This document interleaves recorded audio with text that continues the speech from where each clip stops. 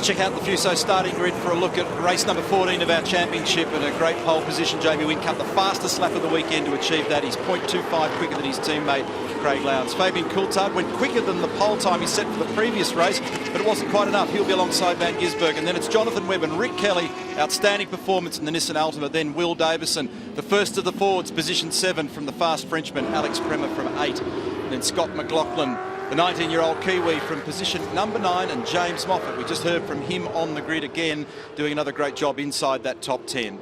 David Wall in 11th after finishing top 10 in the previous race. Tony D'Alberto and Michael Caruso side by side. David Reynolds, as we mentioned, he's really feeling the effects of this heat and hard work. 100 Ks around here might go quickly, but it's certainly tough on the drivers.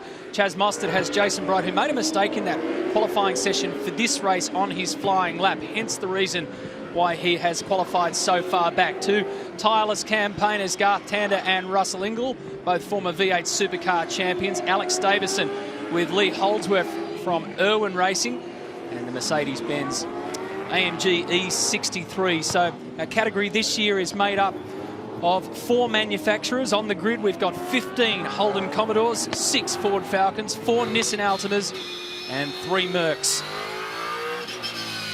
So a number of people trying to also make not only the normal service changes to their car between the races, but a lot of little go-fast changes as well. Now look at the back of Todd Kelly's car. I went into that garage and he said to me, Neil, I don't think we're going to get this car out in time because the whole rear bumper assembly and the whole under tray of the car is missing.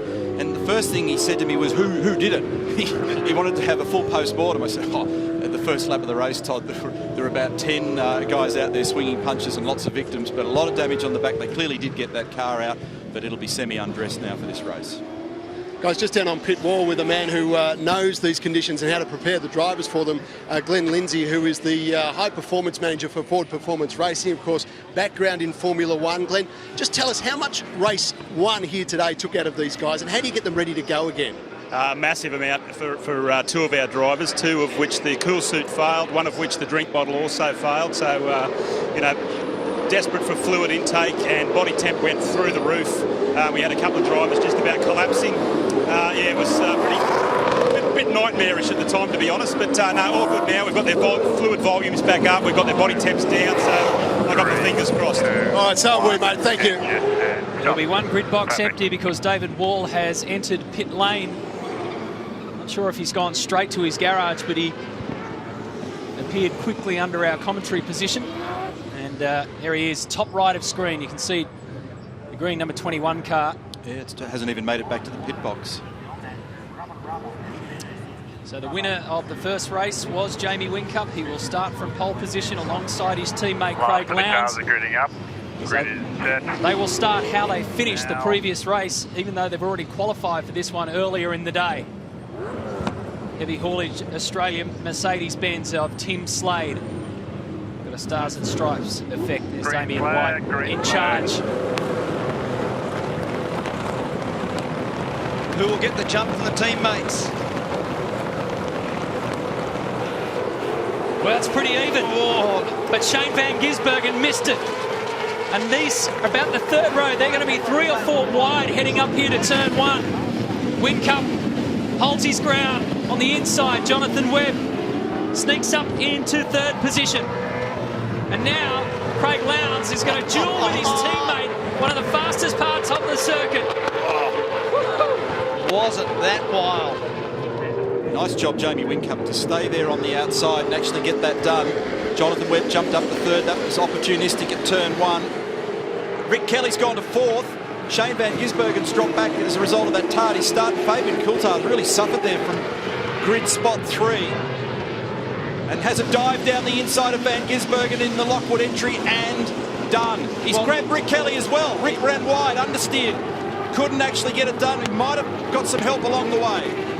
I think he got a little bump there from Coulthard as he did it. He couldn't pull up, so Coulthard dived down the inside of Van Gisbergen, but when he got there was a Nissan parked, so he gave him a little rub. So this is pretty wild in the middle of the field. D'Alberto around the outside of Caruso and Premat. Around the outside also was Mark Winterbottom with Van Gisbergen. Look at this!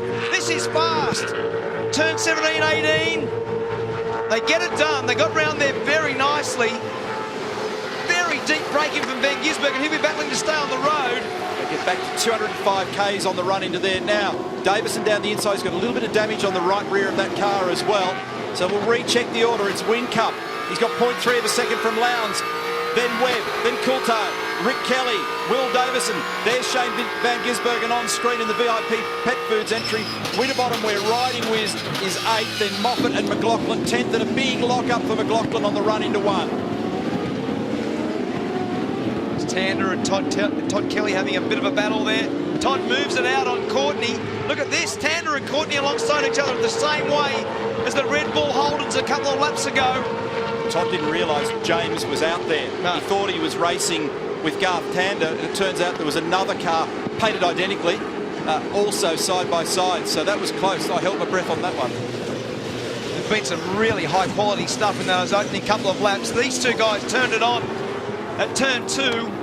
That was unbelievably close, and a great job by Whincup to get around the outside of Lowndes. He wouldn't have done it with anybody else but his teammate in that circumstance. So Webb very good up into 3rd.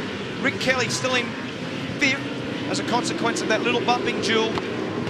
And it's really wild in that middle section there. You can see Russell Englewood, Dave Reynolds. The rehearsals helped, because compared to the first lap of race 13, things are a little calmer. Here's the replay of the start. Oh, this is close. Been run over towards the fence. He got away with that.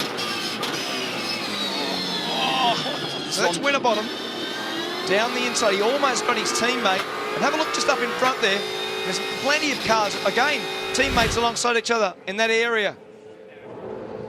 So the Wilson Security Racing car, as I mentioned, went into pit lane at the start. So they've had some issue there. They've got it out, but it hasn't gone very far. David Wall's day has come to an early end as these two FPR Fords get side by side up over the rise. They're trying to hunt down the VIP Pet Foods Commodore of Shane Van Gisbergen, but in doing so, they may well take each other out. Well, the way that unfolded then, Mark Winterbottom on the racetrack ended up with Will Davison right out wide on the AstroTurf, so that would have been very close. James Moffat's in here as well. These guys are battling for 7th, 8th, 9th. Fastest lap of the race, Jamie Whincup. He's got a half a second margin over his teammate. Now, McLaughlin puts some pressure on the Norton Nissan of James Moffat. This is one of the good design features of this track, because if you get down the inside, you then got to battle for the next little section. So the turn that goes left, you can have a dive there, but you haven't got the job done unless you can get back in front before the next right-hander. So those design features have actually been built into this in terms of raceability. Very, very good. So we've seen the two Red Bull cars side by side at turn 1. We've seen the two HRT cars side by side. We've seen the two FPR cars side by side, and now the Fujitsu cars are ganging up. And Matty, just to put a full stop on the David Wall car stopped on the side of the circuit. It's an oil pressure problem. That's why they stopped him in the pit lane. They had none. Thought it might be a sensor. The pressure come back up, but it's obviously gone again. And they had that very same problem yesterday in practice 1, Mark, and they had to park the car, and then they had a starter motor fail and couldn't start it. Meanwhile, back at the front of the field, big pressure again between Whincup and Lowndes. Replay of the action up into turn 1 here, and watch what happens here to the two Pepsi Fords. Winterbottom's on the inside, and it ends up that Will has to open the steering and ease himself to the right on the AstroTurf. He'll be in a bit of strife, I reckon, again. That's on the verge, especially with your teammate. If you watch the angle of the middle of that corner and the way the car runs, there's just always some controversy about how much room you give the guy on the outside. It's called racing room. There's always conjecture about it, and when the teammates are involved, it becomes a bit more intense. And that gave Shane Van Gisbergen a hurry up, as you just saw on that lap. He posted the fastest lap, 1:35.0. Murrow Engel, meantime, in one of the Mercedes E63s, has come into the pit lane, touring along gently. There he is up on screen at the moment. So he hasn't reached the compulsory pit stop window opening, so clearly he's got a damaged tyre or some other issue that has forced that car into the pit lane. Fair bit of damage here, so go Jack, mate, shut it down. Oh, it's got about 6 inches of towing on the front right-hand corner, so that'll do it. What's that, is it 150 mil? Yeah, funny, Neil, I was just going to report that in, but I think if you can't see that, you're not looking. Got as much tow in as MS had at the bar last night. Is that why he didn't pay? 134.9 now for Shane Van Gisbergen. That yellow VIP Pet Foods car number 97 is on the charge, but Jamie Whincup is holding off his teammate in the early stages here. The second race of the Austin 400 circuit in the Americas, but the Aussie V8s are putting on a real brute of a show.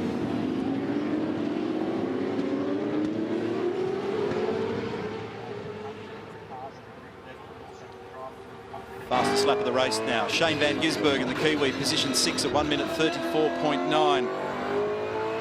Whincup, Lowndes, Webb, Coulthard, Kelly, Van Gisbergen, Winterbottom, Davison, the teammates, then Moffat 9th, McLaughlin is 10th. So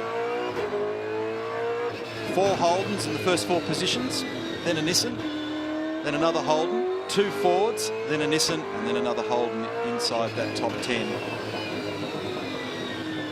What we might do here is get you to lay back, pick up the remote, crank up the audio, and check out a ride around the circuit of the Americas. 3.68 kilometres, 20 turns. Let's check it out.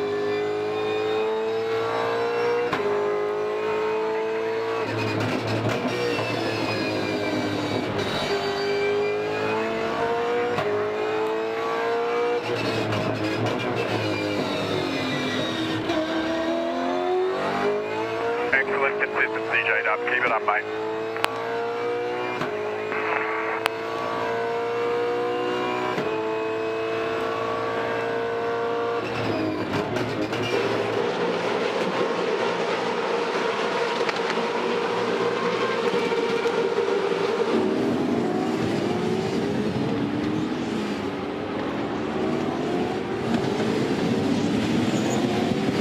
Starting to bunch up again, boys. Oh, Scotty Pye is getting a little bit of contact there as he begins that fall away down to turn 2, and Craig Lowndes is starting to pick up the pressure a bit in sector 1 at least against Jamie Whincup. Notice the passenger's window's missing from Alex Davison's car, front left window in the Geldwen entry. They may have just punched that out in the break between the races if they were having cooling problems, because remember we heard before that all the drivers in the Ford Performance Racing bunker were suffering in one form or another of the temperature.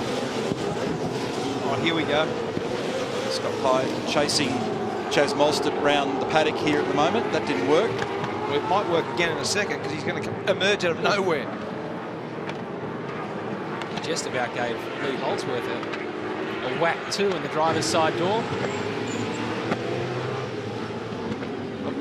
Holdsworth down the inside. Oh!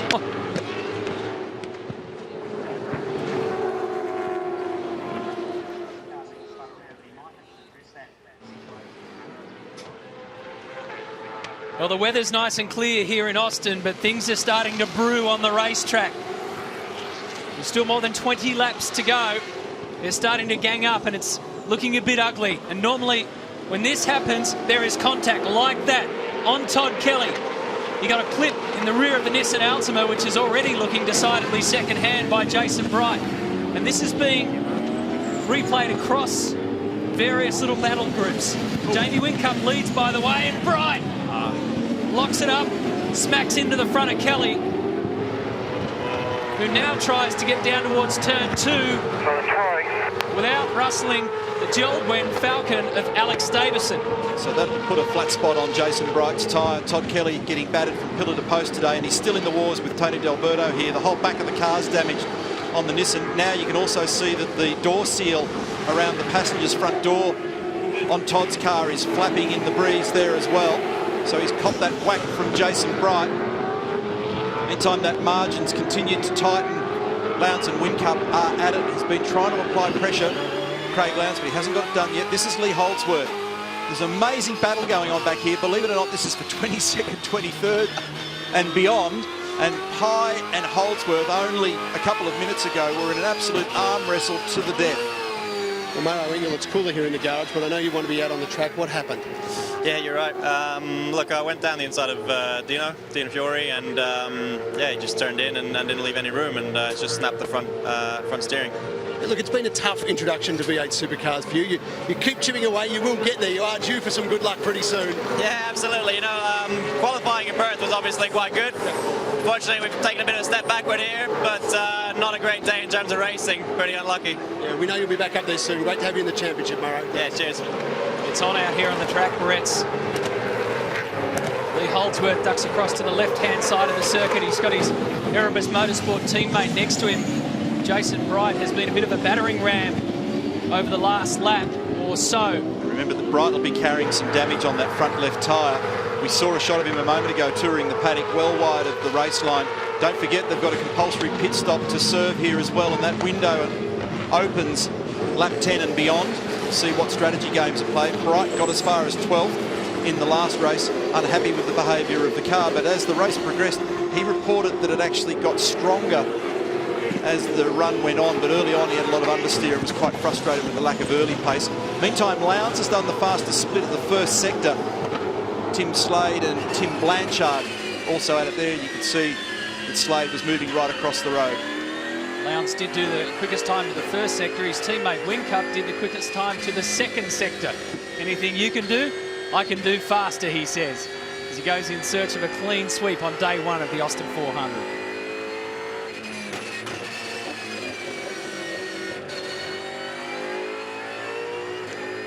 So Scott McLaughlin is in 10th position. That's James Moffat, the Norton Nissan, ahead of him. Winner in New Zealand. Good job, mate. Have a drink. Couple to go, mate. 2012 Development Series champion. Finished his year last year by wrapping up the Dunlop Series and then getting a ride on the same day in the main game by Gary Rogers. And before he knew it, he was full-time. And it didn't take long for him to break through. Super popular Kiwi at Pukekohe Park Raceway. It was quite extraordinary to see the amount of local support he had. And here he is mixing it up with the big boys. The Red Bull duo continuing to trade fast sector splits at the moment, Matt. Whincup just did the fastest lap of the race at a 34.7, but his teammate Lowndes immediately responded with the fastest sector split to the end of sector 1, and they've been doing that alternatively in the last couple of laps. So one will grab it and then the other. So they're continuing to force each other here, which is interesting. They're racing each other. They've just got to be careful that they don't smoulder tyres too much and hand a better position to someone behind them, like a Jonathan Webb or a Fabian Coulthard. For sure, that's a 1.8 second lead that Whincup enjoys over Lowndes. But the problem that they've got is that they're 2 seconds in front of Jonathan Webb in third. So you don't need to torture your own cars when you're racing the rest of the field at this point. So this is pretty lively here. Slade around the outside of Mostert. Blanchard, sorry. Yeah, on the inside of Slade now. Oh, one's off the road, aren't they? Yep, they're all off the road.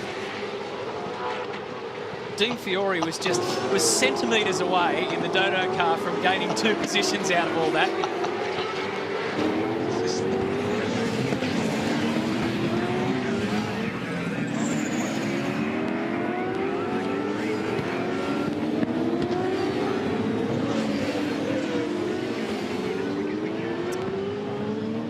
This circuit designed by Herman Tilke, who also did the tracks at Yas Marina, Bahrain and Shanghai. So Australian V8 Supercars have raced at all of those.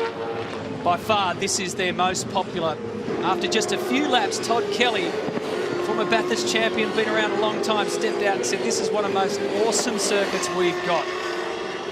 This is an interesting battle, boys. Believe it or not, they're battling for last. Not that that's the intention, but only half a lap ago, we had 2 of these 3 cars off the road. Tim Blanchard's in 17. There he is down the inside now of Dean Fiore, recovering. And Tim Slade's been in this battle as well in car number 47. Meantime, Jamie Whincup's done the fastest lap of the race at 1 minute 34.3. That's nearly as quick as the time that Jason Bright did on those fresh tyres at the end of race number 13. There he is, 2-second margin now over Lowndes. So this is what we saw earlier in the day as well. This kind of elastic band seesaw going on between them, and now the pit window's open and responding immediately Coulthard. Because some of what's going on out here also is very dependent on tyre management, who started on what and what age their tyres are. Some people will preserve, depending on where they are, to have some better tyres for tomorrow, and look, there's a million permutations.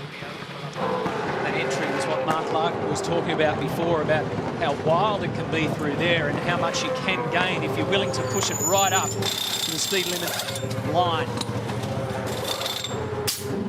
That was quick. Man, that was really quick.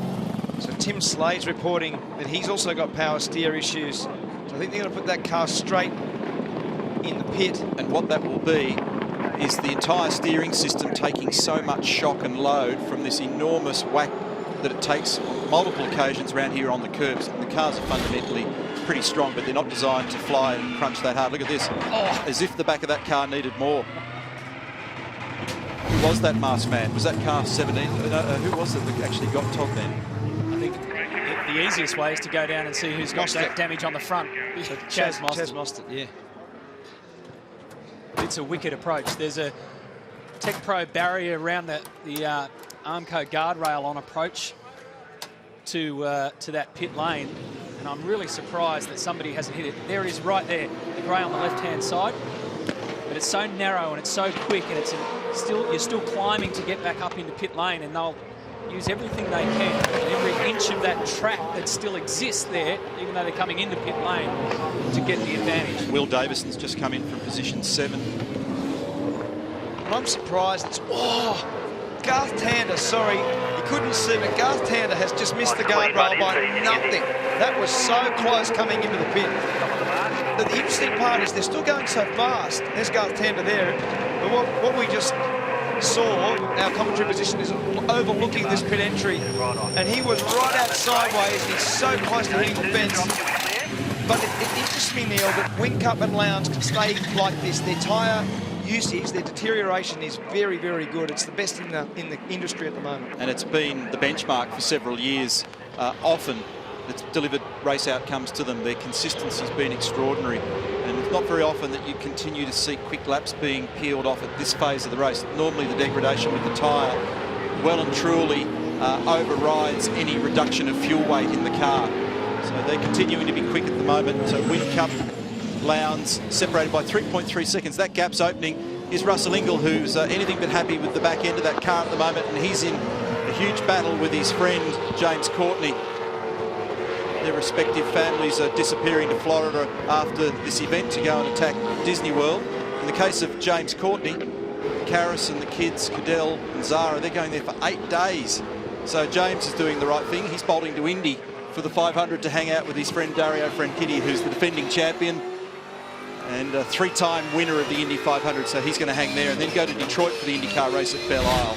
I was talking to, look at that. That was the image of Tander. I haven't seen a car get that close to the Armco there yet. So that was a big moment for Garth Tander on pit entry. I reckon the go for James Courtney is to get the ANZ Falcon and swoop in on the credit card. Report it stolen, because for 8 days, he's Gonski. I actually asked him, I said, did you say 8? So, therefore, he's going to a car race. There's only so much of that you can take. So there he is, car number 22, James Courtney. He's been here a couple of times, once in karting, and then he also came here when he was driving in the Japanese GT Championship at the California Speedway in Fontana. That was back in the early to mid-2000s before he became a regular face in the V8 Supercars Championship. He's one of 4 drivers who's had some US experience prior to coming here. We spoke with Jason Bright a little bit earlier on that topic. Alex Davison won here in Carrera Cup in 2002 at Indianapolis. Great performance. He's had plenty of international experience, and Alex Kremer also drove in the ALMS at Laguna Seca a few years ago. So a few of the boys have had some exposure. There's an extraordinary number of the younger guys who've never been to the States full stop. So their eyes are wide open here about the passion for motorsports, about this facility. It's a great playground for those that have got a love for motorsport. About this city. About this city. So that's the look into the final corner, and here comes Lowndes. From position 2. And it's the reverse. It was a 3.7 second lead by the time that Lowndes was called into pit lane. Jamie Whincup was starting to drop him a bit.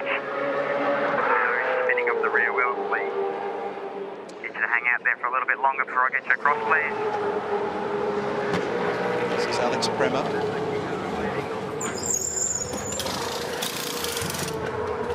Second year in the championship. Doing a much better job this year. This man in WA at our last event Lowndes. See you later. Won his 91st race win. And he's now the all-time leader, eclipsing our Mark Scaife, so he's top of the list. Now he goes to the top of the hill. Phil Hill, 1961 Formula One world champion, but they filled it in, so it's got a dual purpose, that nickname. Only American-born driver to win the championship. Mario Andretti did it in 78, but he wasn't born here. And in fact, Mario Andretti cut the first laps at this circuit, the official opening of October 21, 2012. Fabian Coulthard's just done the fastest lap of the race, new record of 1:34.1. There's a little bit more cloud cover out there now than there was in race 13. That might be helping, possibly rubbering up a little bit as well. And it goes back a bit to that tyre story that we're talking about. In the analysis of the battle between Lowndes and Whincup, an interesting thing that Aaron Noonan unfolded earlier in the week, just looking at the stats in the early part of the year, that since Sandown 2012, Craig's only started on the front row twice, whereas Jamie Whincup's been up there 14 times. So they race well. Look at this, Fabian's having a big go here with Lowndes. He might grab him. They race brilliantly with that 888 car of Craig Lowndes, and he's been getting some results. But when you give your teammate that kind of head start in qualifying, and that level of inconsistency really bites, and that's what's really been hurting Craig Lowndes. So if you can tidy up the whole qualifying argument, that will certainly help Craig Lowndes as he tries to grab another championship. Most of the guys are coming out of pretty cool autumn conditions at home into a scorching spring here in Austin. Tim Edwards, just wanted to get a feel for your guys. I know they were hurting a little bit after our earlier race. Fatigue, is it an issue for your drivers? Oh, for sure. I mean, definitely in the first race they struggled a bit.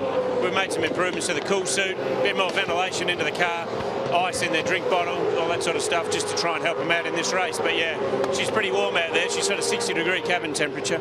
Thanks, mate. And Barrett's Shane Van Gisbergen has just posted the fastest time, a lap record, 1:33.59. So the first 7 drivers in the field yet to stop. And they include Jamie Whincup, Jonathan Webb, James Moffat, Michael Caruso, Alex Davis, Scott Pye, and Jason Bright, who's carrying, I think, a little bit of tyre damage on that front tyre at the moment.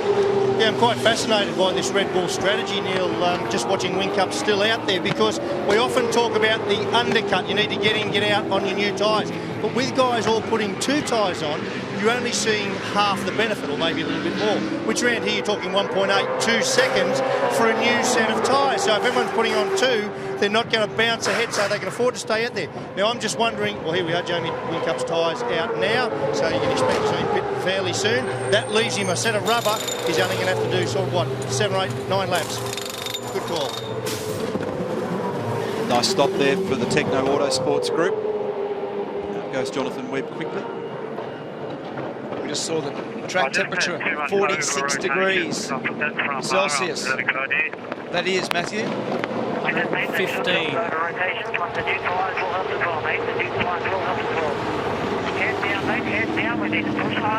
So Van Gisbergen really making ground on the leaders. He's made a lot of ground on Coulthard. It's Jeff Slater in the background speaking to Jonathan Webb after that pit stop. And some real urgency about that one too. There's a lot of calming effect going on between engineers and drivers, but that one was, let's press on here. This is the moment where we've got to land a blow. So Jono Webb has been given a real burst of encouragement verbally from his team. Let's see how he responds. It's because those last couple of race meetings for him have been a little bit lacklustre by their own standards. So New Zealand and Western Australia didn't really deliver for them. A reasonably strong run, in fact a very strong run in Adelaide. Is now the leader of the race comes in, Jamie Whincup, 12.5-second lead from James Moffat. Rears only, so I need your foot on the 2 feet. 1 on the brake, 1 on the clutch. No spinning of the wheels for me, please. So Get you to hang out there for a little bit longer before I get you across, please, mate. Red Bull Racing Australia making absolutely sure that they manage this wheel spin issue. Good policy. Now, I don't know if you saw Lowndes stop a minute ago. If you didn't watch this one carefully, we talked about the efficiency. I've watched guys down there still using 2 men to do the stop. Now, watch this. Whack, done, off. This guy gets it out of the road, this guy on, bang, done, gone. See you later. Fantastic. Well done, Marco. That is a great demonstration of teamwork, and the way that they have used the method and the system to do that with no fuss is the benchmark at the moment. You don't win races just by being fast on the track. There's all the other complexity attached to this sport, and that's one of them. Interesting that Mark Dutton fully enunciated the track position there for Jamie Whincup. The reason is you're so far to the left of the road, your mirrors in the periphery will not see the cars coming up the hill. So he gave him a full-blown commentary all the way to the braking area and the turning point at turn 1. You're in front, you're in the lead. He gave him a full picture. That was a very important strategic message for Jamie Whincup in managing this race. We'll be back with more from Austin in just a moment.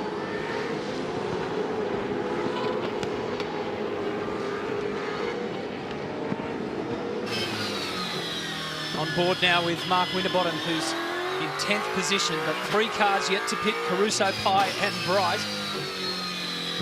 You've seen that before?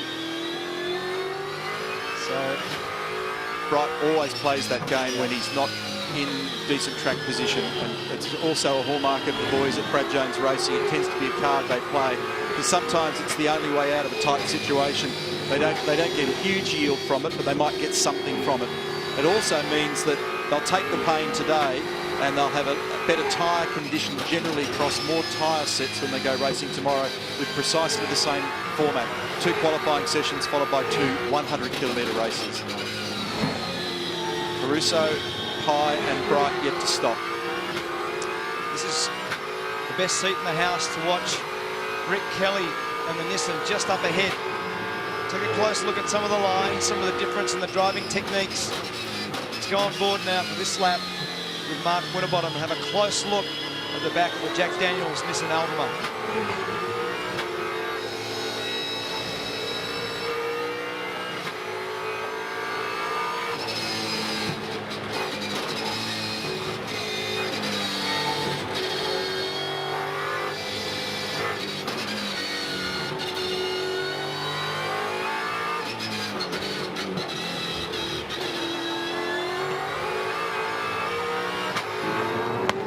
Great part of the circuit there. Just fantastic. So when this field is cleansed, Jamie Whincup will have just over a second of a lead over Craig Lowndes. Ran wide then, Matt. He missed the apex. Only just stayed on the road. He was right out on the exit curb.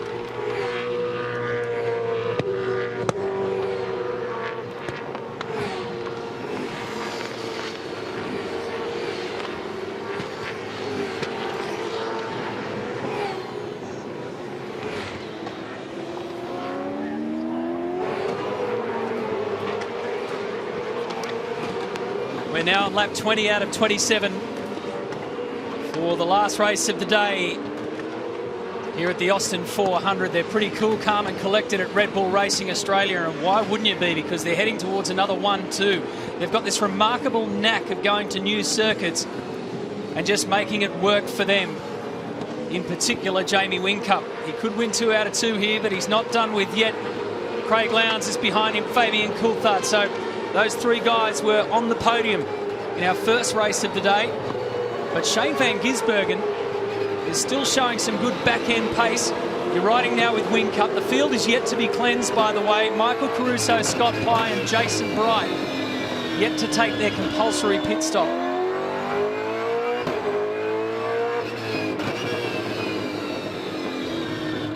This really gives us a great understanding of just how busy the boys are around here.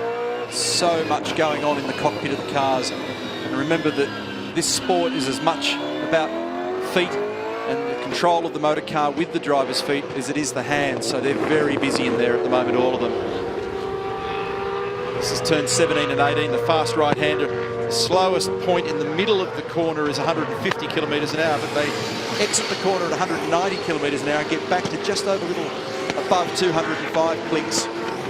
And here we are into the last couple of corners. What we'll do now is have a little look at the margin here and just check and take a breath. Craig. He's pushing very hard in turn 2. Keep doing what you're doing, mate. So even though these guys are 4th and 5th on the timing at the moment, remember there are 3 drivers to stop. So that's the margin 1st to 2nd. There's Coulthard effectively in 3rd, followed by Van Gisbergen. Next is Jonathan Webb in the Darrell Lee entry, followed by Rick Kelly in the Nissan. Mark Winterbottom in the Ford Falcon, Scott McLaughlin here, Holden Commodore, Will Davison Ford, teammate David Reynolds Ford, then it is James Moffat, Alex Premer, Garth Tander here in the Holden Racing Team entry. His teammate James Courtney next, followed by Russell Ingall. So all 3 cars are from that stable, pretty much line astern.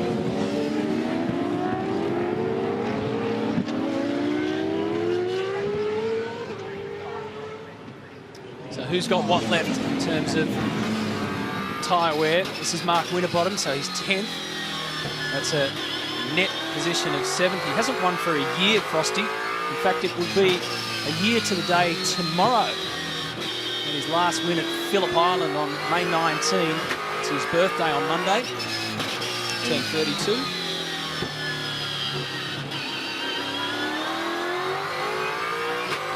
He had a couple of near misses earlier in the year as well, where he thought he was going to win a race, particularly down in Tasmania for Mark Winterbottom, so frustrating for him.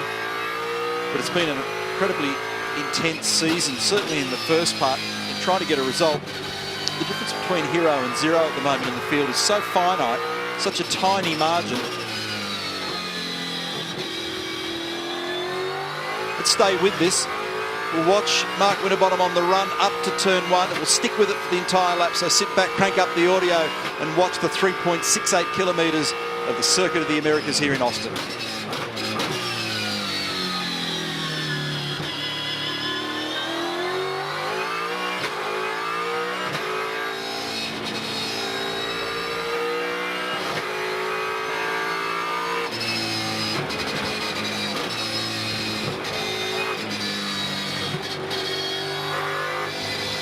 It's awesome, isn't it? Turns 3, 4, 5 and 6, but we're going to leave that and check in here with Fabian Coulthard and Shane Van Gisbergen. Those 4 green boxes tell the story that the Giz is making a charge at a podium finish. I told you he had some back-end speed. Remember, he started the previous race from the back end of the field after his qualifier was excluded for a Parc Fermé infringement. So this is the real Shane Van Gisbergen and VIP Pet Foods Commodore that we're seeing now, because this time he started from position 4, which is effectively where he is, and he's putting pressure on Fabian. 2 Kiwis. Seen evidence of a couple of very different racing lines from both these guys on this lap. If you watch carefully, they're achieving very similar lap speeds, but they're doing it in a totally different way. Shane's definitely dragging him in ever so slowly. Fabian may have made a little mistake a lap ago because his speed prior to that was very similar. Scott Pye now comes in for his stop, so there's only Michael Caruso who hasn't stopped. And as you said, Neil, there's a lot of different lines, even the way they get into turn 2, the way they approach this next phase. You'll have a look, sometimes the cars are crossed over differently for turn 3. The next piece is reasonably similar because there's pretty much only one line through this slalom complex there. This next section, there's not a lot of difference in, but there's a lot of difference in what is essentially the slower and trickier end, and he might be close enough now. Down to turn 12, he's almost got the nose in there. That was as close as it gets without giving it a bump. So this is 12, up to 13. See whether he can do the crisscross. There's normally a spot down into 15 where they brake and turn. If he's close enough, he'll get down the inside. That's the spot there that Coulthard just covered very nicely. And Shane changed his line on that lap, and the reason he did it is because he had Jonathan Webb behind. So if he exposed the rear of the car to Jonathan, he would have jammed the number 19 car straight down in there. So 5 laps to go is the message going out on the radio to this group. And there's 2 games going on here for Van Gisbergen at the moment. He's got to really look in both directions to cover this one. It's a battle for the Kiwi pride between Fabian Coulthard and Shane Van Gisbergen. So this is for 4th, 5th and 6th.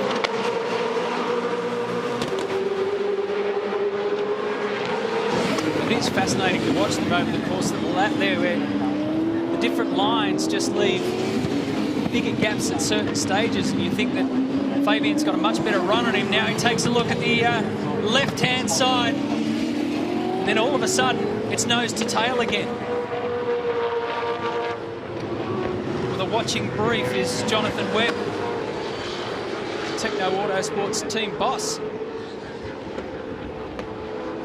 And Jonathan will be heartened by this because he doesn't have as much V8 supercar experience as car number 97, Shane Van Gisbergen, a bit of Kiwi pride there in the crowd. So all year he's just been trying to come to terms with the raw speed that Van Gisbergen can display. We know we've seen that over the years, and so he'll be pretty happy about the fact that those two are locked in combat. Van Gisbergen almost ran wide at turn 12. That's allowed Fabian just to stretch that gap just a little bit. You and I went for a good long walk and drive around the circuit when we first got here. Scafie, oh, Alex Davison's getting a shove along from Russell Ingall in the Stanley 66 Commodore, super cheap auto backed. I was trying to think of who this circuit would suit in the fast and flowing parts of the circuit. One of the names that sprung to mind was Shane Van Gisbergen, and that's what we're seeing right now in his battle with Fabian Coulthard. I don't think this one's over, boys. No. It never is when Russell's in it. Oh, look at this. Jonathan's having a crack at his teammate here. That's going to get interesting. And Fabian just locked it up a little at the top, at the rise. So Webb had to lock the brake and turn in deeper there. In doing that, he's actually grabbed the curb and flown the car across it. Wouldn't have liked that hit. He's actually lost some ground in the process. 105th V8 Supercar start for Jonathan Webb. 177th V8 Supercar start for Shane Van Gisbergen. And that little exchange actually let Fabian Coulthard off the hook just in the last couple of corners. That's what we saw in the previous race, race 13. When these guys were all battling, Whincup was able to sneak away. This is a similar thing. When the guys are battling behind like that, it's taken the heat off Fabian Coulthard. He's got a message from a mate back home saying eggs, coffee and V8s for breakfast. What a way to start the morning. That's Shane Van Gisbergen's dad, Robert. He's enjoying the action from inside the bunker at VIP. Imagine having us for breakfast. There'll be some indigestion for the rest of the day, won't there? Michael Caruso, the race leader, has now pitted, which means that's everybody ticked off now, and that reveals Jamie Whincup in the corrected lead now, and he's got that little margin over his teammate Craig Lowndes. Here we go, here's Michael. There's a couple of signatures on the right-hand rear of that car, right-hand rear corner of the vehicle. Lift up that rear bar, lift up that rear bar. You got 20 laps to go. Those tyre pressures are up, those tyre pressures are up. We should be coming out with Courtney. So when Michael went to that team, he took his engineer Steve Todkill with him. It was an important thing for him. Great to maintain that relationship that you've got with a successful combination in the engineering part of the business. So he's gone out there with slightly raised tyre pressures, you heard then, and because it's got new tyres on the back of it, they stiffen up the rear anti-roll bar on the car because it's got more grip to accept more load in the rear of the car and make the car behave a little differently. So we're not far from this one being done. And it looks like Whincup's going to get the job done once again. How busy is that? When Mark Scaife took us for a run earlier in the week in the road car, the first time through those S's, it was a question of which way does it go? Because it's literally a sea of red, white and blue down there. You get that a bit, don't you? Which way did it go? And not only that, I'll bring it back to normality for us here. The curbs that have been installed here to keep the V8 Supercars on the circuit are red as well, so they're complaining about not being able to see them. You see here, it's such a hard view from the driver's seat to know where the bitumen ends, where the curb starts, and then where all that nice stars and stripe colours are painted. 0.9 to see our lights board. Margin's just tightened up a little bit again between Whincup and Lowndes, so Craig's not letting him off the hook at the moment. So, but it is a big margin back to Fabian Coulthard, who's still got his hands full with Van Gisbergen and Webb. This is giving us a really great view. Watch how busy it looks from here. So this is turn 2. So if we look out the front of the car, we'll see what it looks like. Look down through here. It's just left and right and left and right and a sea of colour. And then a shortcut off the Grand Prix circuit ultimately. This down here.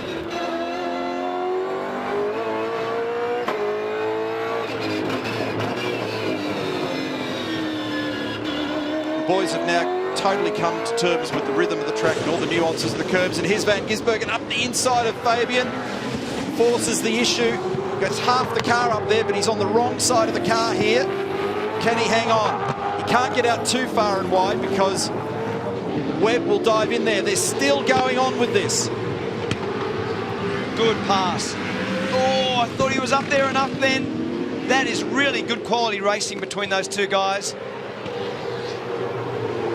Very proud New Zealanders who both won on home soil, and that was a really good exchange. And that's a very complex part of the road, and the duck and the dive and the crisscrossing from Van Gisbergen. This is not done, guys. Got a lap to go, and this will be very interesting to see whether Van Gisbergen can get down the inside. It can't happen here. It won't get him into turn 1. And look at Winterbottom and Kelly. They're battling in the background between 6th and 7th. Wow. Rick ran him all the way across to the inside fence there to cover and make sure that he had the inside running to turn 1. We know they're not quite as strong in a straight line. They do need a little bit more, but he got away with that.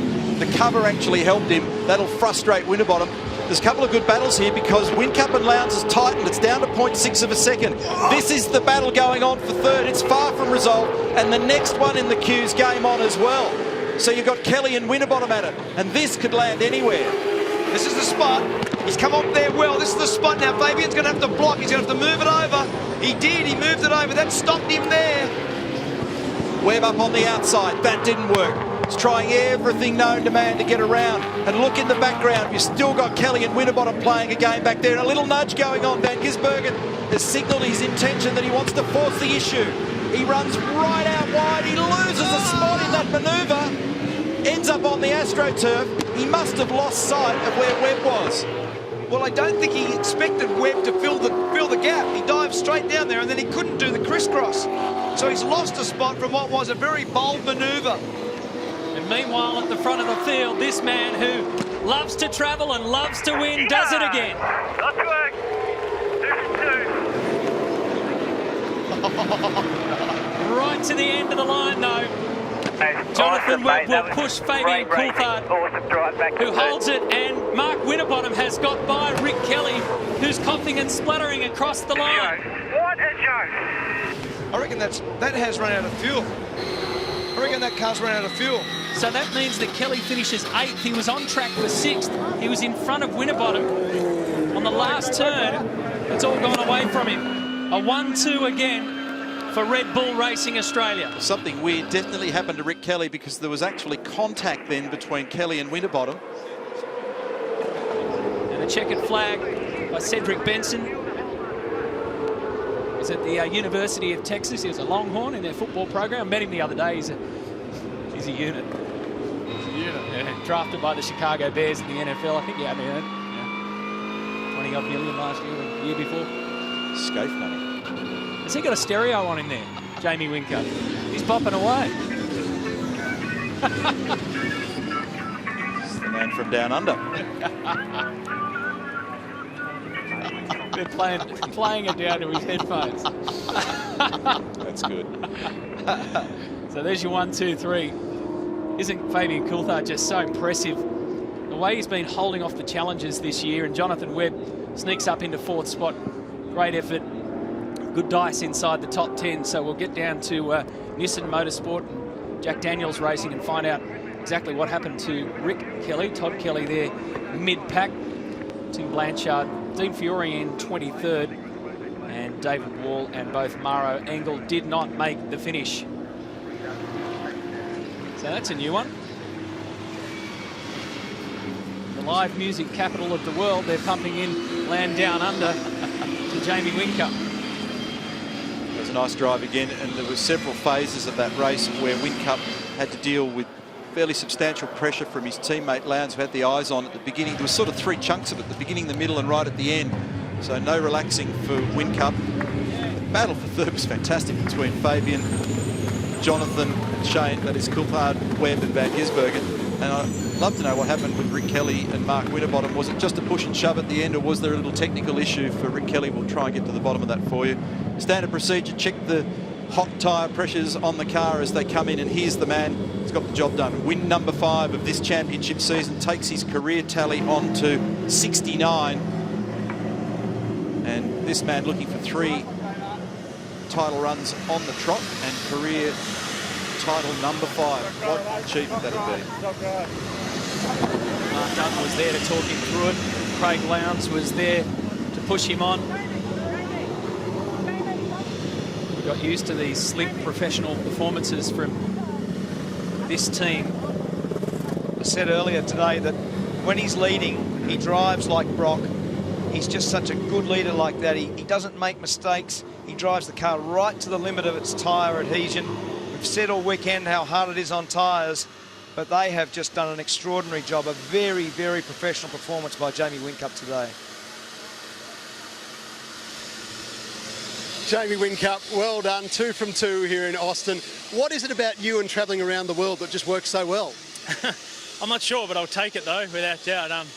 Yeah, obviously cars are very good. Lowndesy stepped up again like he did in race 2 at Perth. So yeah, we had our work cut out there. Crazy hot over here. It looks a bit overcast, but seriously hot inside the car. That race 1 was probably top 5 with heat inside the cabin for sure. Scafey was just likening your drive to Brocky. When Brocky was out in front, he says, when you're out in front, you're just so solid, you get away with it, no one can catch you. I don't know about that. I thought Lowndesy was going to mow me down.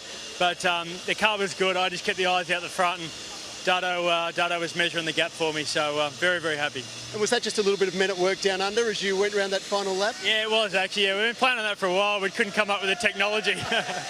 Sounds like you got it. We thought it was a bit appropriate over here. Yeah, a bit of men at work. Great to hear it. Well done, Jamie. 2 wins. Well done. Of course, Craig Lowndes, awesome performance once again from Lowndesy. Rock solid, mate. The good news for you is that takes you now to within 14 points of Will Davison in the championship for 2nd spot. Well, that's great. Obviously, look, Barrett's, I don't know what Jamie said. It's a bit windy around here. It's been fantastic. Obviously, we're still learning the track. Our cars have been sensational. I had a good fight with Jamie that time. I had a car to battle with him. So, look, it's credit to the team, to JJ. We didn't quite have it in race 1, but we definitely had a lot better car in race 2.